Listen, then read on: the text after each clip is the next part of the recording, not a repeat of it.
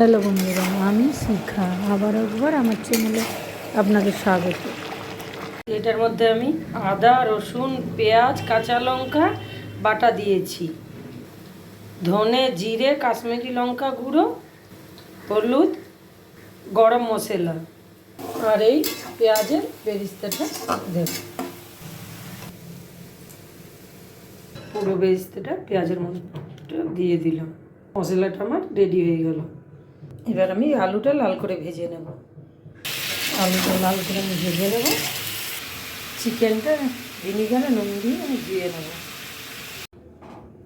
চিকেনটা ধুয়ে তারপর আমার তৈরি করা মশলা যেটা তৈরি করে রেখেছিলাম ওই মশলাটা দিয়ে ভালো করে মেখে নিয়ে এবার আমি ফ্রিজে রেখে দেবো, এ তো কালকে করব। গোটা জিরে, গরম মশলা, তেজপাতা, টমেটোটা দিয়ে দেবো, চিনি দিয়ে ম্যারিনেট করে রাখা চিকেনটা দিয়ে দেবো।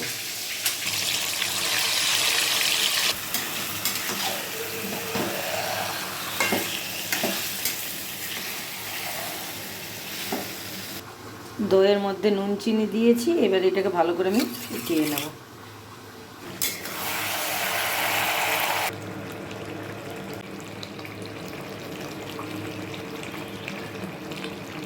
এবার আমি ফেটানো দই দিয়ে দিলাম। হয়ে গেছে। এবার আমি গরম মশলা দিয়ে গ্যাসটা বন্ধ করে দেবো। যেটুকু এটা ইয়ে আছে টেনে নেমে পুরো গ্রেভি হয়ে যাবে।